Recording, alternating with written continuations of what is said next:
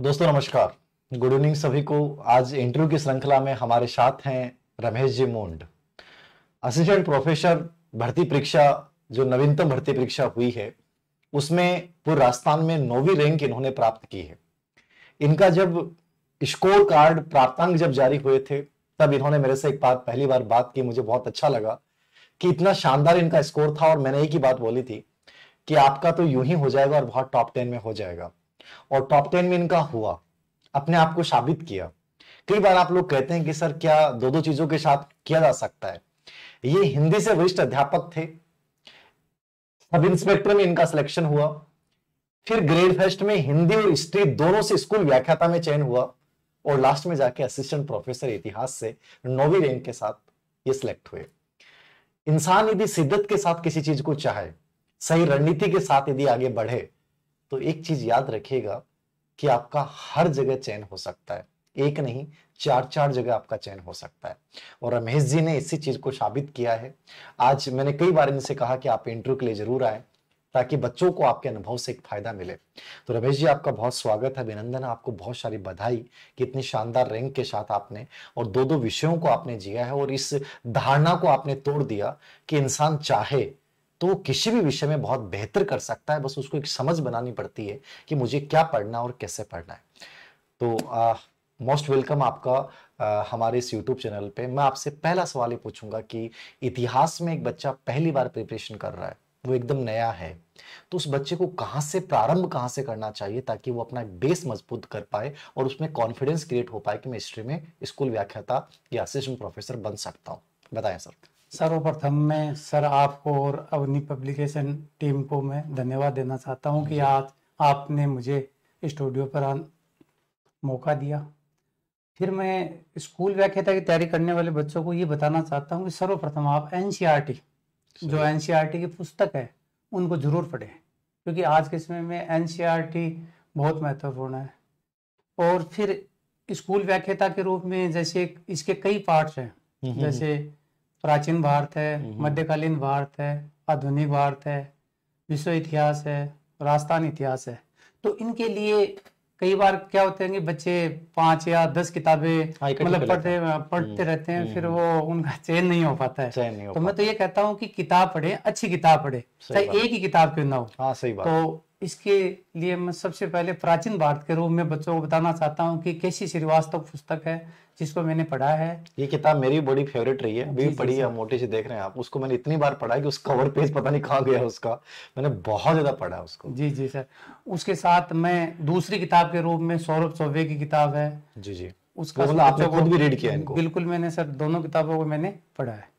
जी जी। मध्यकालीन भारत के रूप में मैं सिर्फ 2 किताब बताना चाहता हूँ। एस.सी. वर्मा है, उसके 2 भाग हैं, या फिर वो किताब पढ़ें। और इसके अलावा सौरभ चौबे, अगर आपके पास में समय है तो और भी किताबें हैं, जैसे एल.पी. शर्मा है, जे.एल. मेहता है, ये किताबें हैं। मैंने एल.पी. शर्मा और हरिश्चंद्र वर्मा पढ़ा था असिस्टेंट प्रोफेसर के टाइम। जी जी। और हरिश्चंद्र वर्मा नए बच्चे के लिए मुझे लगता है कि हार्ड पड़ेगी। तो इसके लिए क्या है कि आजकल सौरभ चौबे है, उनकी एक पुस्तक है। साथ साथ में अगर अपने ज्यादा पढ़ना चाहें तो पप्पू सिंह प्रजापति की 2 किताबें हैं। प्राचीन से पानीपत है, मुगल कालीन है, बहुत अच्छी किताब है, उसको भी बच्चे पढ़ सकते हैं निश्चित रूप से। बढ़िया किताब। आधुनिक भारत के रूप में मैं बच्चों को ये बताना चाहता हूँ कि यशपाल ग्रोवर है, वो किताब बहुत अच्छी है, सरल लैंग्वेज में, सरल है। और उसके अलावा ये अपने शेखर बंदोपाध्याय आधुनिक भारत के रूप में वो भी है। और बड़ी किताब के रूप में राम लखन शुक्ला है, पर वो क्या है, काफी मोटी किताब है, बोरिंग किताब है, तो वो किताब बच्चे पढ़ नहीं पाते हैं। तो एनसीईआरटी आधुनिक भारत है, वो भी पढ़ सकते हैं, वो भी चल जाएगा काम। सही। तो इसमें काफी पर्याप्त है। विश्व इतिहास के रूप में मैं अरविंद जी भास्कर सर की किताब है, बहुत अच्छी किताब है, अच्छी किताब है, वो पढ़ सकते हैं। अगर समय है तो नाथ पब्लिकेशन की एक किताब है, वो भी बच्चे पढ़ सकते हैं। राम सिंह जी की जो किताब है, राम सिंह जी की किताब है, वो भी अच्छी किताब।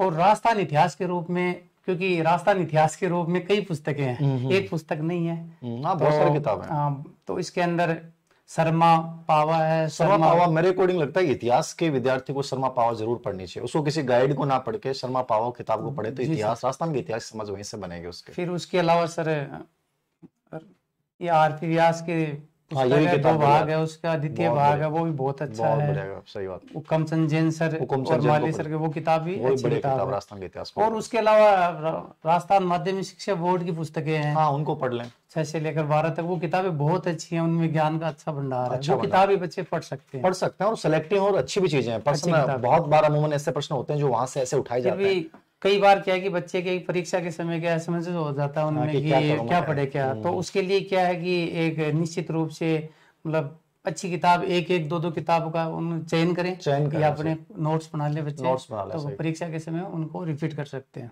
एक जैसे आपने तीनों पार्ट के लिए किताब बताई, मेरे अकॉर्डिंग बहुत बढ़िया किताब है, क्योंकि श्रीवास्तव मैंने खुद पढ़ा है, mid all India Saurabh Choubey मैंने खुद पढ़ा है, एलपी शर्मा मैंने मिड ऑल इंडिया में पढ़ा है, मॉडर्न इंडिया मैंने श्री कृष्ण रेड्डी की गाइड पढ़ी थी, प्लस आपकी यशपाल ग्रोवर को मैंने पढ़ा है, प्लस एक फैक्चुअल हमारे टाइम में किरण कंपटीशन की चलती थी, जी जी आजकल सर, एक आर्य कंपटीशन की एक बहुत आर्य, अच्छी किताब आ गई है। जी सर, तो उन दोनों में से भी किसी एक का आप चयन कर सकते हैं। यदि आप में पहले इनको पढ़ने के बाद यदि आप उनको पढ़ते हैं तो आपको समझ में आ जाएगी, वरना तो वो आपको रटना पड़ेगा, वन लाइनर है तो समझने में बड़ी दिक्कत आएगी। बाकी ये निश्चित है कि आप यदि उसको पूरी को याद कर लेते हैं तो स्कूल व्याख्याता और कॉलेज व्याख्याता चाहे कोई से भी इतिहास में सिलेक्शन तो वहां से भी हो सकता है, बट वो याद नहीं होती है। जी सर। तो इसके लिए थोड़ी समझ आपको अच्छी बेसिक किताबों से आपको बनानी चाहिए। उसमें जैसे कि आर्य पब्लिकेशन है, हाँ, अच्छी पुस्तक है, हाँ, बहुत निश्चित रूप अच्छे से, उसमें क्या सही बात। तथ्य हैं दिए हुए हैं। आर्य पब्लिकेशन, आर्य पब्लिकेशन वाली जो पुराना एडिशन था वो बहुत बेटर था, नए वाले में थोड़ा सा उन्होंने बहुत ज्यादा डिटेल डाल दिया मुझे लग रहा है, बट फिर भी जो भी मिले वो आपको ले लें, दोनों में से बढ़िया किताब है। और एक ऑब्जेक्टिव के रूप में मैं सर पप्पू सिंह प्रजापति की पुस्तक है, निश्चित रूप से बहुत अच्छी बढ़िया पुस्तक किताब है। है, बच्चे उससे पढ़े, जरूर पढ़े,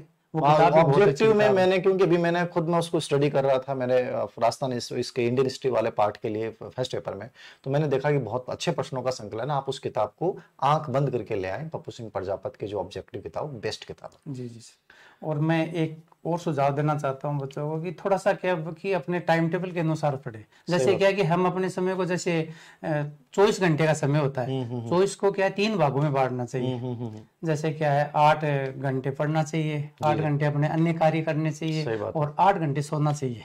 नहीं, आपने कितने घंटे स्टडी की, आपका दोनों जगह सिलेक्शन? वो मैंने क्या है कि 8 घंटे या 10 घंटे का समय रखा मैंने, कि वो एक नियमित रूप से रखा मैंने, कि जैसे सारे पाठ हैं इतिहास के तो उन सबको मैंने समय दिया। जैसे 2 घंटे जैसे मैंने प्राचीन भाग दिया, 2 घंटे मिडाइवल, उस हिसाब से मैंने जो पाठ ज्यादा नंबर का था उसको उस हिसाब से मैंने समय दिया आपने ना, नियमित रूप से। दूसरा ये है कि मैं नियमित रूप से पढ़ता था, ऐसे नहीं कि जैसे 2 दिन में पढ़ाई की फिर 1 दिन नहीं की। अच्छा। चाहे समय मिला हो फिर भी मैं 2 घंटे 3 घंटे मैंने नियमित रूप से पढ़ाई। बहुत बड़ी बात है, मतलब नियमितता निरंतरता यदि आपकी लाइफ में है तो बहुत अच्छे से कर सकते। दूसरे सर ने अच्छी बात बताई कि साथ लेके चला, मैं भी चीजों को साथ लेके चलता था, तो ये बहुत बढ़िया बात बताई। और कोई सुझाव बच्चों को आप? एक सुझाव मैं ये देना चाहता हूँ कि सबसे बड़ा वो मेरे लिए बहुत है कि जैसे आज हम कोई भी टॉपिक पढ़ते हैं, जैसे एशियंट हिस्ट्री है, उसमें कोई भी टॉपिक है, जैसे वैदिक काल हम पढ़ रहे हैं, तो दूसरे दिन पढ़े तो दूसरे दिन शुरुआत करते हैं तो पहले दिन वाला पार्ट है उसको 10-15 मिनट मतलब रिपीट करना चाहिए। बहुत शानदार बात बोली। इतिहास के विद्यार्थी के लिए संस्कार बन जाना चाहिए कि उसको जो पढ़ा, ये मेरी खुद की अपनी एक हैबिट थी कि मैंने तो ये भी कहा था कि मान लो सिंधु घाटी सभ्यता हो गई, वैदिक सभ्यता हो गई, तीसरा मान लो कि बौद्ध धर्म पढ़ रहा हूं मैं, तो मैं पहले 10-10 मिनट उनको देता था, जिससे वो कभी भूल ही नहीं सकते उन टॉपिक्स को। यदि आप उनको 1 महीने 1.5 महीने बाद रिपीट करोगे तो वो आपके दिमाग से निकल जाएंगे। तो ये रिपीटेशन और एक निर्धारित अंतराल के बाद रिपीटेशन बहुत जरूरी है। ये बहुत अच्छी बात आपने बोली है। कई बार इतिहास के बच्चे, मैं तो खैर इस चीज का समर्थक नहीं हूं, क्योंकि मैं तो खुद इतिहास से यूं ही बना हूं, हर कॉम्पिटिशन मैंने निकाला है और मैं तो बहुत सिलेक्टेड रणनीति के साथ चला और मुझे लगा था कि कोई गाइड करने वाला भी नहीं था, मैंने कर लिया।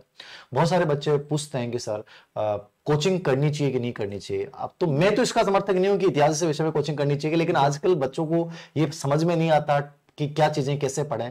तो ऑफलाइन कोचिंग करनी चाहिए या ऑनलाइन कोचिंग करनी चाहिए, या जो बेटर लगे वो कर लें? देखो वो समय के अनुसार है। जैसे कुछ बच्चे सोचते हैं कि हम ऑफलाइन करें, ऑफलाइन कर सकते हैं कोचिंग, और ऐसी बात नहीं है। जैसे मैंने क्या कभी कोचिंग नहीं की सर, मैंने स्वयं अध्ययन किया है, सेल्फ स्टडी की है मैंने। और आज के समय में ऑनलाइन कोचिंग है, कई तरह के कोर्स भी हैं इतिहास में, जैसे रवि जी फगेड़िया सर के कोर्स है इतिहास का, बहुत शानदार कोर्स है, हिंदी में भी है, इंग्लिश में है, तो बच्चे ले सकते हैं। और दूसरी बात है बच्चों की सुविधा के अनुसार है कि कोचिंग करना है नहीं करना है, मतलब नियमित रूप से अगर वो सोचते हैं कि हमें गाइड मिले कोचिंग से तो कर सकते हैं, ऐसी कोई बात नहीं है। जहां आपको बेटर लगे उस चीज को, क्योंकि ये बच्चा मेरे से बार बार प्रश्न पूछते हैं तो मैंने कोचिंग नहीं की, सर ने कोचिंग नहीं की, बट फिर भी आपको लगता है तो ऑफलाइन कोचिंग यदि आपको सुटेबल लगता है तो कर सकते हैं। कई टीचर बहुत अच्छा पढ़ाते हैं राजस्थान में से, गंगाधर जी ढाका है, बहुत अच्छे टीचर है ऑफलाइन में पढ़ाने वालों में, मैं जहां तक समझता हूँ। ठीक है, तो आप ऐसे लोगों को, एक श्री राम जी नायक हैं बीकानेर में, वो बहुत अच्छा ऑफलाइन में पढ़ाते हैं, आप ऐसे लोगों को फॉलो कर सकते हैं। ऑनलाइन में सर रवि फगेड़िया जी हैं, गणपत सिंह जी राजपुरोहित हैं, जी जी और उग्रसेन जी सिहाग है। ये तीनों का ऑनलाइन का बहुत बढ़िया है, तो आप इनमें से जो आपको बेटर लगे वो किसी के साथ आप जा सकते हैं। और सबसे बेस्ट तरीका तो मैं आपको ये कहूंगा कि अच्छी किताब लेके पीवाईक्यू के साथ आप बार बार रिवीजन रिपीट जितना ज्यादा इतिहास में कर सकते हैं। मतलब इतिहास की कहानी यही है, जो इसको जितना दोहराएगा एक ही कंटेंट को, वो उतनी ही ज्यादा सिलेक्शन की संभावनाएं बढ़ जाएंगी। और कोई विशेष रूप से आप कुछ बताना चाहेंगे? बस यही है कि बच्चों में मैं तो ये कहना चाहता हूँ कि जुनून होना चाहिए पढ़ने का। कई बार क्या है कि बच्चे जबरदस्ती पढ़ते हैं, जब तक हमारे अंदर जुनून नहीं होगा पढ़ने का तो फिर कोई मतलब नहीं है। जैसे कोई परीक्षा है तो परीक्षा को भी एक मिशन के रूप में ले, सही बात कि भाई हम एक मिशन के रूप में, कई बार क्या कोई कार्य करते हैं तो जैसे कोई बड़ा प्रोजेक्ट होते हैं तो मिशन के रूप में लेते हैं। जैसे हम स्कूल व्याख्याता की तैयारी कर रहे हैं तो उसको भी एक मिशन के रूप में लेना चाहिए। सही बात। बड़ी खुशी से, मतलब उसको तनाव से मतलब आनंद का विषय मान के उसको करें, आनंद के रूप में पढ़ना चाहिए। इतिहास है, इतिहास सब्जेक्ट क्या है कि एक आनंद के रूप में, आनंद कहानी के रूप में सीखने को मिलेगा उससे। अब जैसे शिवाजी वाला टॉपिक है, कई टॉपिक ऐसे इतिहास में, उनको एक कहानी के रूप में बढ़िया तरीके से हम पढ़ सकते हैं। तो उसमें क्या आनंद आता है, ये आनंद का विषय होता है। बहुत बढ़िया रमेश जी, आपने बहुत संक्षिप्त में और बहुत उपयोगी जानकारियां बताई। और मैं तो सर से ये भी निवेदन कर रहा था कि आप इतिहास में इतना अच्छा आपने काम किया है तो इतिहास के टेस्ट सीरीज पे आप वर्क करें, क्योंकि अभी लेटेस्ट में आप लगे हैं तो आपको पूरा पैटर्न का पता है। सर की दर्शन शास्त्र की किताब भी उन्हीं पब्लिकेशन से आ रही है, बहुत लेटेस्ट और बहुत शानदार किताब इन्होंने लिखी है। ऑब्जेक्टिव पे भी सर काम कर रहे हैं, राजस्थान हिस्ट्री पे भी हमारा उद्देश्य है कि सर के माध्यम से एक अच्छा काम हो। खैर जो भी होगा समय बताएगा, लेकिन सबसे इंपॉर्टेंट चीज जो सर की बातें हैं उनको फॉलो कीजिएगा। आप यदि समर्थ नहीं है तो सेल्फ स्टडी के माध्यम से इन सेलेक्टेड किताबों के साथ आगे बढ़िए। इतिहास आपका है और उस आपके इतिहास में आपकी भी अपनी एक पोस्ट होगी, ये मान के चलिएगा। हार्ड जिंदगी में कुछ नहीं होता। मुझे तो इतना इंटरेस्टिंग लगता था ये विषय, और सर ने जैसे कहा कि हिंदी से होते हुए सर ने फिर इसको चुना और इसमें 2 सिलेक्शन, बड़े बड़े सिलेक्शन लिए, रैंक के साथ लिए हैं। तो निश्चित रूप से कोई भी बच्चा जिसका बैकग्राउंड हिस्ट्री का नहीं रहा है वो भी इतिहास में अच्छा कर सकता है। तो सभी के लिए यही कहूंगा, जो सर ने बातें बताई उनको फॉलो कीजिए और लग जाइए। 100% 2025 में होने वाली भर्ती में आपकी एक सीट पक्की है। सर धन्यवाद, आप आए और इतिहास के बच्चों को मार्गदर्शित किया। थैंक यू जी। धन्यवाद।